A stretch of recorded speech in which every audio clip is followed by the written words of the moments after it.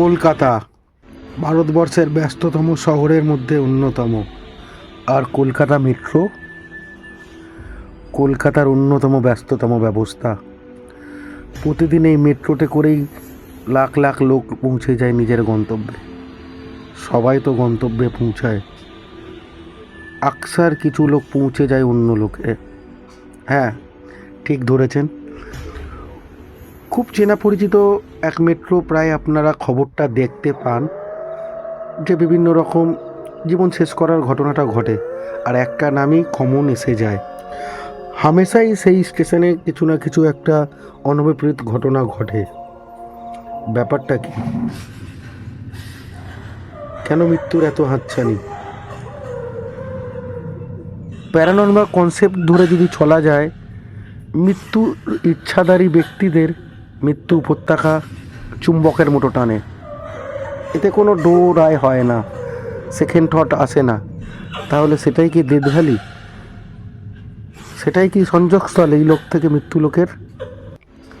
Death valley. কিছু ঘটনা যদি অ্যানালাইসিস করলে দেখা যায়, বিশেষ করে লাস্ট মেট্রোটায় অনেকেই কিছু না কিছু অনুভব করেছে। এটাও সত্য, লোকের ভিড় যত কম হয় প্যারানর্মাল অ্যাক্টিভিটি বা তাদের উপস্থিতি তত ভালোভাবেই জানা যায়। তাই হয়তো লাস্ট মেট্রোতে কেউ কিছু বুঝতে পারে, কেউ হয়তো কালো ছায়া দেখেছে, কেউ বিভিন্ন রকমের আর্তনাদ পেয়েছে, এবং যাদের অওরা সেই রকম, সে হয়তো প্রত্যক্ষ অনেক কিছু অনুভব করেছে।